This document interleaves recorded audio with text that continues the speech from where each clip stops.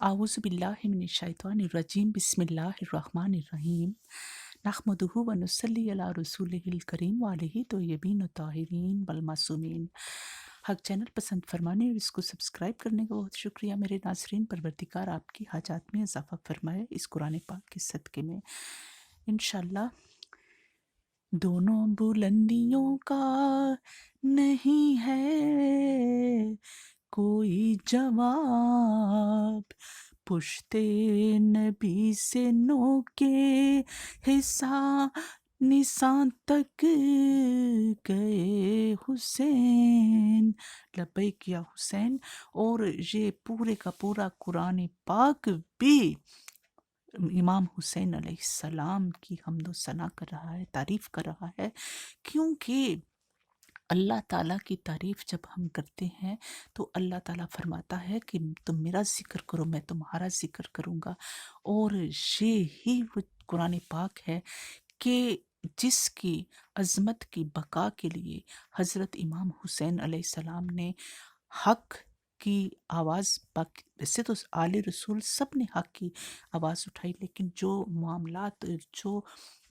کربلا میں وقت آیا، بڑا پرآشوب وقت آیا اور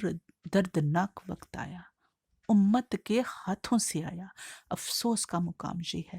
تو حضرت امام حسین علیہ مقام کا بہت مقام ہے۔ اس حوالے سے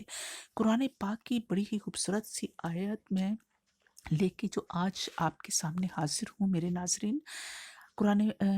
پارہ نمبر 29 اور اس میں الملک ہے۔ اللہ پاک ارشاد فرماتا ہے بسم اللہ الرحمن الرحیم، تبارک الذی، بڑی ہی بابرکت ہے وہ ذات، یعنی اللہ تعالیٰ کی ذات بڑی بابرکت ہے، بیجادہ الملک، جس کے ہاتھ میں بادشاہی ہے، وَهُوَ عَلَىٰ كُلِّ شَيْءٍ قدیر، اور وہ رب ذوالجلال والاکرام ہر ایک چیز کے اوپر، ہر اپنی تمام تخلیقات کے اوپر وہ قادر ہے، قدرت رکھتا ہے، قادر مطلق ہے۔ اللہ زی خلق الموت والحیات، وہ ذات اللہ تعالیٰ کی کہ جس نے پیدا کیا موت کو اور زندگی کو، لے یبلوکم، اس لیے کہ آزمائے تم کو، تم میں سے سب ہیں۔ اس وقت سامنے صحابہ کرام تھے اور پھر اس کے بعد آنے والے اور اس سے بھی پہلے جتنے بھی لوگ ہیں، اللہ تعالیٰ فرماتا ہے کہ میں تمہیں آزماؤں گا، اس لیے میں نے زندگی اور موت کو پیدا کیا ہے۔ ایکم، کون سے تم میں سے ہیں، احسن عملا، جو کہ اچھے عمل کریں، اچھے اعمال میں دیکھوں گا تمہارے، وَهُوَ الْعَزِيزُ الْغَفُورُ، اور وہ یعنی کہ پروردگار رب ذوالجلال والاکرام بڑا غالب ہے ہر ایک چیز کے اوپر اور بخشنے والا مہربان بھی ہے۔ اس میں ہمیں ناظرین اللہ تعالیٰ کی ذات جو ہے وہ بڑی بابرکت، اس میں تو ہمارا یقین اور ایمان ہے کہ وہ نور ہے، وہ ہر طرح سے کسی بھی اعضاء اور زمان و مکان سے مبرہ ہے، اور ہم اس کو کوئی بھی انسان کو چھونے کا، دیکھنے کا، سوچنے کا بھی تصور نہیں کر سکتے، اور وہ بس واحد لا شریک ہے، اور وہ رب ذوالجلال والاکرام ہے، اور وہ خالق ہے ہر ایک چیز کا، اور تمام ساری چیزیں اس کی مخلوق ہیں۔ یہاں یہ جو بیاد ہاتھ کا ذکر آیا تو یہ بھی اللہ تعالیٰ کی ایک تخلیق ہے، اور ہاتھ کون ہے یہ ہمیں نظر آتا ہے، ہاتھ اللہ کا۔ پارہ نمبر 26 الفتح آیت میں، سورت میں آیت نمبر 10 ہے، جس میں بیت رضوان کا ذکر ہے، اور رسول صلی اللہ علیہ وآلہ وسلم کے ہاتھ کو اللہ تعالیٰ نے اپنا ہاتھ قرار دیا۔ یہ جب ہم آیت پڑھیں گے، اس کا حوالہ میں نے دیا، اور پھر اس کے بعد اللہ تعالیٰ نے 2 ہاتھوں کا ذکر کیا ہے قرآن کے اندر، کہ جب حضرت آدم علیہ السلام کو بنانے کے بعد سجدہ کے لیے کہا تو ابلیس نے انکار کیا، تو اللہ تعالیٰ نے فرمایا کہ کیا تو اس کا انکار کرتا ہے کہ جس کو بنایا میں نے اپنے دونوں ہاتھوں سے۔ تو یعنی کہ وہ جو دونوں ہاتھ اور دونوں ہاتھوں والے تھے وہ پہلے ہی تخلیق کیے ہوئے تھے، وہ نور تھے جس کے لیے ساتھ حضرت آدم علیہ السلام کو تخلیق کیا گیا، اور وہی نور تھا کہ جس کو سجدے کا حکم دیا اللہ تعالیٰ نے۔ تو وہ تعظیمی سجدہ تھا۔ تو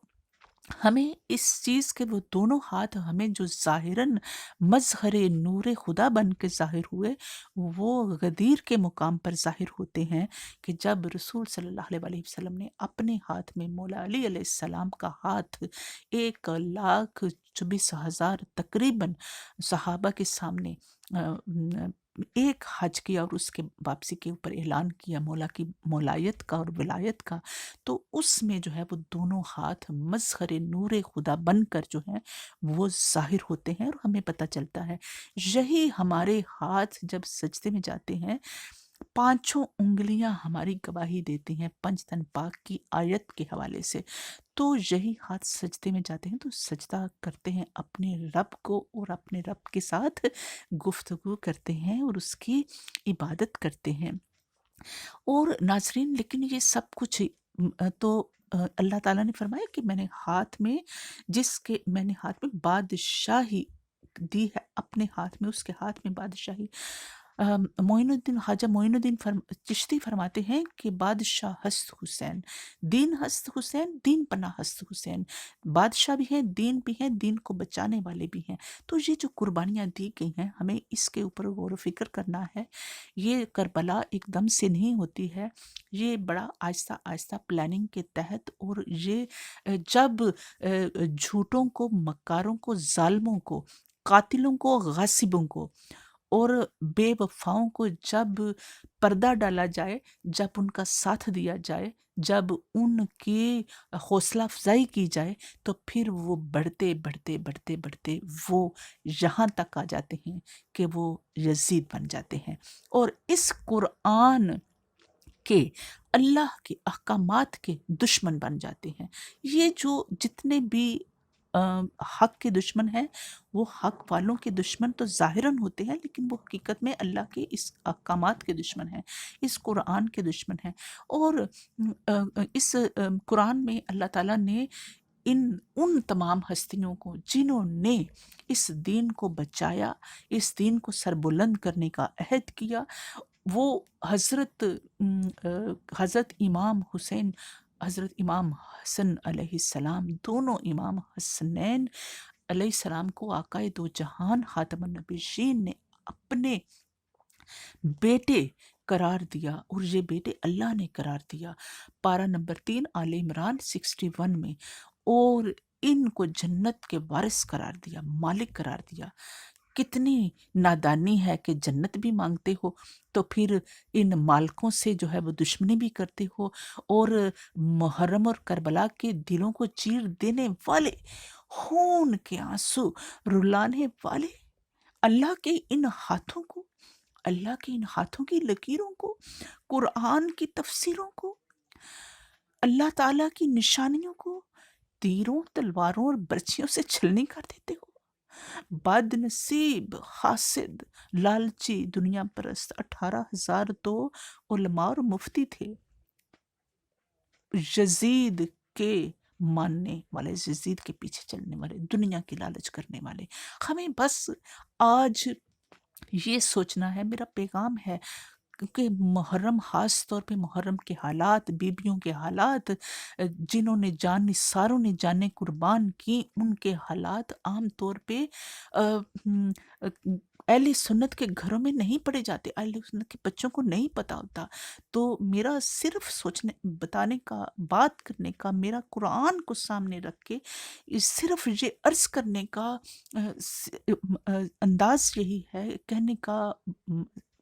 چاہتی ہی ہوں کہ جن کو نہیں پتا ان کو بھی پتا چلے ہمیں، تاکہ ہماری آنکھوں میں آنسو آئیں۔ ہم اگر کچھ لوگ 10 محرم کو قرآن خوانی کرتے ہیں اور ان کو بخشتے ہیں، قرآن کو قرآن بھیج دینا کوئی بڑی بات نہیں ہے۔ رسول صلی اللہ علیہ وسلم کی آل کو، وہ تو خود قرآن ہے، قرآن کے وارث ہیں، آپ ان کے حالات جانیے، آپ ان کے حالات کو اپنے گھروں میں پڑھیں، تاکہ ان بیبیوں کی، ان عفت زاد، عفت مآب شہزادیوں کی جن کی چادریں چھین لی گئیں، ان کو قیدی بنا لی گیا۔ آپ تصور کر سکتے ہیں آج کے دور میں، اور پھر بیمار امام زین العابدین اور تمام جو بچ گئے، ان کو، بچوں کو اور بیبیوں کو قیدی بنا کے، زنجیریں بنا کے، اور بیڑیاں تو خیموں میں آگ لگا کے، اور پانی کی پیاس شدت کی۔ آج کچھ لوگ ہم دیکھ رہے ہیں کہ کچھ لوگ کہتے ہیں کہ ماتم نہ کرو، لوگ کیا کہیں گے، اور سینہ کو بھی نہ کرو، اور جو ہے وہ زنجیر زنی نہ کرو، لوگ کیا کہیں گے۔ ارے لوگوں کو یہ بتاؤ کہ تمہارے بڑے کیا کارنامے کر گئے ہیں، کیا انسانیت ہی دیکھ لیتے، لیکن انہوں نے نہ، ظالموں نے نہ انسانیت دیکھی، اور نہ انہوں نے رسول صلی اللہ علیہ وسلم کی مودت دیکھی۔ تو میں صرف یہ کہنا چاہوں گی کہ ہمیں اپنے درمیان اس چیز کو سوچنا ہے کہ ہمیں حق کا ساتھ دینا ہے، باطل کا ساتھ نہیں۔ باطل جھوٹ کی کھلم کھلا خلاف ورزی کریں، کوئی ڈرنے کا مقام نہیں ہے۔ اللہ تعالیٰ کی شان ہے، وہ ہمیشہ حق کا ساتھ دیتا ہے، اور وہ آپ کا ساتھ دے گا۔ اور میں بس یہی کہنا چاہوں گی آخر میں کہ وہ جو تمام بیبیاں، مقدس ترین بیبیاں، جنہوں نے حضرت بی بی زینب ثانی زہرا کی نگرانی میں